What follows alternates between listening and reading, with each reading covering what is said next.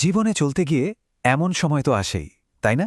যখন মনে হয় সবকিছু কেমন যেন এলোমেলো, ভীষণ কঠিন। তো আজকে চলুন এই কঠিন সময়গুলো সামলে নেবার জন্য ১০০ বছরেরও বেশি পুরনো একটা ভাবনার গভীরে ডুব দিই। কেন জীবনটা প্রায় এতখানি আনফেয়ার বা অন্যায্য মনে হয়? এই প্রশ্নটা আমার মনে হয় আমাদের সবার মনের মধ্যেই কোনো না কোনো সময় আসে, তাই না? এই যে হঠাৎ করে খুব আনন্দ, আবার পরক্ষণেই হয়তো মন খারাপের মেঘ। জীবনের এই যে ওঠানামা, এই অনিশ্চয়তা, এটাই কিন্তু জীবনের একটা অংশ। চলুন এই ব্যাপারটা একটু তলিয়ে দেখা যাক। আসলে জীবনটা যে সবসময় সমান নয়, এই অনুভূতিটা কিন্তু নতুন কিছু না। এটা মানুষের একটা খুব বেসিক সমস্যা। আর এই চিরকালের সমস্যাটা নিয়েই ভাবুন, ১০০ বছরেরও বেশি আগে একজন কিংবদন্তি কবি আমাদের একটা পথ দেখিয়ে গেছেন। আর আমাদের সেই পথ প্রদর্শক আর কেউ নন, তিনি হলেন নোবেলজয়ী রবীন্দ্রনাথ ঠাকুর। আর তার উত্তরটা লুকিয়ে আছে বোঝাপড়া নামের একটা অসাধারণ কবিতায়। এই কবিতাটা যেন জীবনের ওই কঠিন প্রশ্নগুলোর একটা গভীর দার্শনিক উত্তর, যা আজও কিন্তু এক বিন্দু পূরণ হয়নি। আচ্ছা, বোঝাপড়ার শব্দটার মানে কি? এর মানে কিন্তু শুধু কোনো কিছু বুঝে ফেলা নয়, এর আসল মানেটা আরও গভীর। এর মানে হলো পরিস্থিতির সাথে একটা আপোষ করা, একটা মিটমাট করে নেওয়া।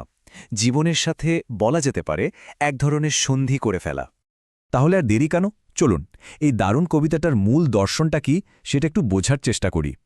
রবীন্দ্রনাথ এখানে আমাদের জন্য একটা খুব প্র্যাকটিক্যাল জীবন দর্শন রেখে গেছেন, যেটা মূলত তিনটে খুব শক্তিশালী নীতির ওপর দাঁড়িয়ে আছে। তো প্রথম নীতিটা কি? প্রথম আর আমার মতে সবচেয়ে জরুরি নীতিটা হলো সত্যিটাকে মেনে নেওয়া।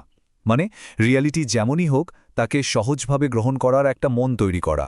কবিতার এই লাইনটা একবার দেখুন, ভালো মন্দ যাহাই আসুক সত্যেরে ল সহজে। কি ভীষণ সহজ, কিন্তু কি গভীর একটা কথা, তাই না? কবি এখানে এটাই বলতে চাইছেন যে জীবনে ভালো আসুক বা খারাপ যাই ঘটুক না কেন, সেটা নিয়ে অহেতুক যুদ্ধ না করে সত্যিটাকে সহজভাবে মেনে নাও। এখন প্রশ্ন হল, সত্যকে সহজে নেওয়া মানেটা ঠিক কি? এর মানে হল বাস্তবতার সাথে খামোখা যুদ্ধটা বন্ধ করা। দেখুন, এটা কিন্তু মোটেও দুর্বলতা নয়, বরং যা আমরা বদলাতে পারব না সেটাকে মেনে নেওয়ার যে শক্তি, সেটাই আসল। আর সবচেয়ে জরুরি পয়েন্টটা হল, এই মেনে নেওয়াটাই কিন্তু মনের শান্তির দরজাটা খুলে দেয়। প্রথম নীতিটা তো গেল, এবার আসি দ্বিতীয় নীতিতে, যেটা কিন্তু প্রথমটার ওপরই তৈরি। সত্যিটাকে মেনে নেওয়ার পর এবার কাজ হলো তার সাথে শান্তি স্থাপন করা। ব্যাপারটা অনেকটা এরকম, ধরুন আপনি ভয়ঙ্কর ট্রাফিক জ্যামে আটকে আছেন আর শুধু শুধু হর্ন বাজিয়ে রাগ দেখাচ্ছেন, কোনো লাভ আছে কি? নেই। ভাগ্যের সাথে লড়াই করাটাও ঠিক তেমনই একটা অর্থহীন কাজ। কবি এটাই বোঝাতে চাইছেন, যা আমাদের কন্ট্রোলের বাইরে তার সাথে ঝগড়া করে লাভ কি? তার চেয়ে বরং যেটুকু আমরা বদলাতে পারি সেদিকেই আমাদের সব এনার্জি দেওয়া উচিত, তাই না? আর দেখুন, এই লাইনের মধ্যে দিয়ে কবি একটা কঠিন সত্যি তুলে ধরেছেন। তোমায় কিছু ভালোবাসিবে, কিছু না বাসিতে পারে। মানে কেউ আপনাকে ভালোবাসবে, কেউ আবার হয়তো বাসবে না। এটাই দুনিয়ার নিয়ম। সবাই যে আমাদের ভালোবাসবে, প্রশংসা করবে, এমনটা আশা করাটাই তো ভুল। আর এই সহজ সত্যিটা একবার মেনে নিতে পারলেই দেখবেন মনের অনেক কষ্ট এমনিতেই কমে গেছে। আচ্ছা, দুটো নীতি তো হলো। এবার চলুন এই দর্শনের শেষ আর সবচেয়ে সুন্দর, সবচেয়ে কাব্যিক নীতিটার দিকে যাই। এই নীতিটা আমাদের শেখায় কি করে টিকে থাকতে হয়। এখানে রবীন্দ্রনাথ একটা অসাধারণ উপমা ব্যবহার করেছেন।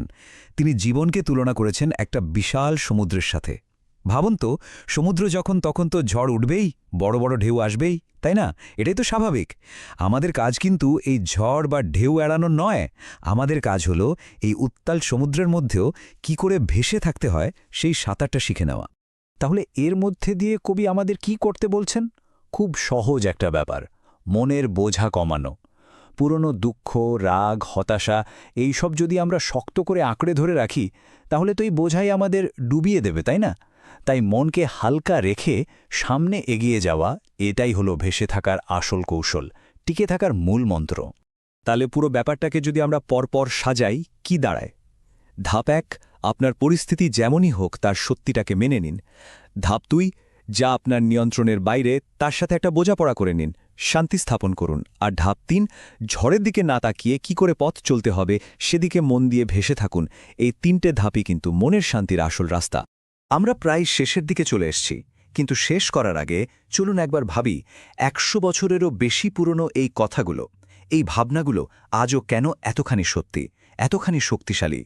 এই লাইনটা খেয়াল করুন, অনেক ঝঞ্ঝা কাটিয়ে বুঝি এলে সুখের বন্দরেতে। এটা কিন্তু সুখ নিয়ে আমাদের চেনা ধারণাটাকেই একদম বদলে দেয়। সুখ মানে কিন্তু ঝড়ঝাপটা ছাড়া একটা শান্ত জীবন নয়। এর আসল মানে হল ওই যে জীবনের ঝড় ঝঞ্ঝা, ওই যে সংগ্রাম, ওগুলো পেরিয়ে আসার পরেই যে শান্তিটা পাওয়া যায়, সেটাই হলো আসল সুখ। মানে ঝড়কে এড়িয়ে গিয়ে সুখ পাওয়া যায় না, বরং ঝড়ের মোকাবেলা করার পরই সত্যিকারের শান্তির বন্দরে পৌঁছানো যায়। আর সবশেষে এই লাইনটা, তাহার পরে আধার ঘরে প্রদীপখানি জ্বালিয়ে তোলো, এটা আমাদের নিজেদের ভেতরের শক্তি আর দায়িত্বের কথা মনে করিয়ে দেয়। যখন চারপাশটা অন্ধকার মনে হবে, যখন কোনো আশা দেখা যাবে না, তখন অন্য কেউ এসে আলো জ্বালিয়ে দেবে, সেই অপেক্ষা না করে নিজের ভেতরের প্রদীপটা নিজেকেই জ্বালিয়ে তুলতে হবে। তো এই প্রশ্নটা আমি আপনাদের জন্য রেখে গেলাম। আপনার নিজের জীবনের এই সমুদ্রে ঠিক কোন জিনিসটা আপনাকে ভেসে থাকতে সাহায্য করে? একটু ভেবে দেখবেন, কারণ এই কবিতার জ্ঞানকে নিজের জীবনে কাজে লাগানোর পথটা খুঁজে বের করাটাই হয়তো সবচেয়ে বড় বোঝাপড়া।